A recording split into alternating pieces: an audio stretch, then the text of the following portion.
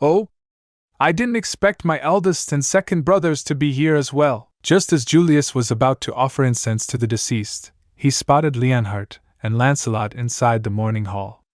With a polite gesture, he greeted them. Eldest brother, second brother. In truth, he had already expected this situation before arriving, so he wasn't surprised at all. The 8 noble clans and 4 royal families were all factions he sought to win over. Since the Duncanshire family had yet to declare their allegiance, he wouldn't miss this opportunity. Third brother, I heard you left the capital on official business. How did you return so quickly? Leonhart asked with a meaningful tone. My business was trivial, hardly worth mentioning. When I heard of General Xavier Chen's heroic sacrifice, I immediately rushed back to personally send him off. Julius responded smoothly. Not only did he deflect Leonhart's subtle jab, but he also took the chance to display his sincere condolences to the Duncanshire family. Third brother, don't just stand there. Go ahead and offer incense to General Xavier Chen, Lancelot said indifferently. Of course. Julius nodded slightly before stepping into the mourning hall. He lit 3 incense sticks and gazed at the memorial portrait, his eyes reddening with grief. General Xavier Chen, your passing is a tremendous loss to us all and an even greater loss to the nation. Looking back, you charged fearlessly into battle countless times, leading from the front with extraordinary courage and exceptional military skill, earning glorious victories. The peace of the capital and the well-being of the people are all marked by your great contributions. Your bravery and selflessness have inspired countless passionate warriors to dedicate themselves to the nation. Today, as I stand here, my heart is filled with deep admiration and sorrow. May you rest in peace. Your remarkable achievements will be remembered for generations to come and forever recorded in history. After speaking, Julius raised the incense above his head and deeply bowed 3 times toward the casket. His heartfelt words moved many in the hall. No one expected the third prince to be so full of emotion, appearing as if he had lost a trusted general. His display was deeply convincing. Even though the Duncanshire family members knew these were just ceremonial words, they still felt touched. Regardless of his true intentions, at least Julius had shown his respect. Third brother's acting skills are truly impressive.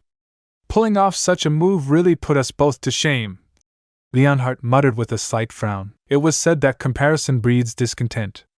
As the eldest prince, he had already humbled himself by personally coming to pay respects, offering incense, and expressing condolences. He thought he had done more than enough, yet Julius took it a step further. His mournful tone and near tearful expression, if one didn't know better, they'd think he was mourning a lost parent. Even if Leonhart wanted to repeat such a performance, he doubted he could match Julius's level. Humph! All just trickery, Lancelot scoffed. Anyone with a brain can see that third brother is putting on an act. The Duncanshire family isn't foolish.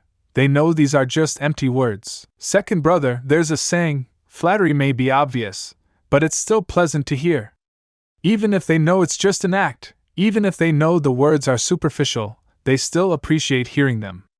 That's where third brother's brilliance lies, Leonhart said meaningfully. Flattery alone couldn't change the world, but in crucial moments, it could still make a difference. If 2 people were equally strong, but one spoke well while the other remained indifferent, the former would naturally win more favor. As Leonhart and Lancelot quietly discussed the situation, an elderly figure dressed in mourning robes, supported by Natasha, slowly walked into the hall. Immediately, all eyes turned toward him. Greetings, Duke Duncan!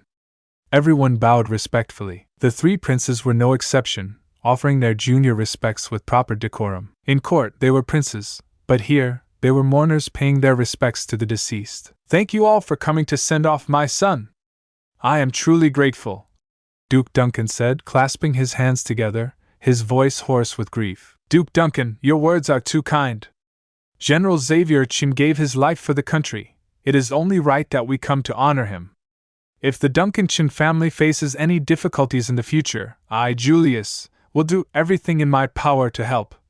Julius stepped forward, his face still carrying traces of sorrow. Leonhart and Lancelot exchanged glances before stepping forward as well, offering similar words of support. They might have been able to hold their stature in front of others, but before Duke Duncan, that was impossible. As one of the nation's highest-ranking nobles and a Grand Duke of extraordinary influence, Duke Duncan's status was far beyond that of ordinary officials. His support could very well determine who among the three princes would ascend to the throne. The fact that your highnesses have come to pay your respects is something I will remember. Duke Duncan sighed. However, the Duncanshan family is currently overwhelmed with matters at hand. I fear we may not be able to entertain your highnesses properly, and I hope you will understand. Though his words were polite, their underlying meaning was clear. The Duncanshan family would not be getting involved in political struggles at this time. Any discussions regarding alliances would have to wait. And just can't accept it. This can't be the end yet. You promised to never leave, and now you're gone. Can't believe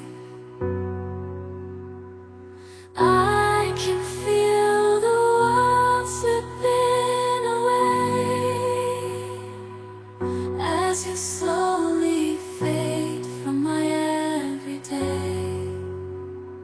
You promised forever a love without end, but now I'm left broken, struggling to mend. I thought we were so tight, destined for a lifetime, love with no end, love with no end.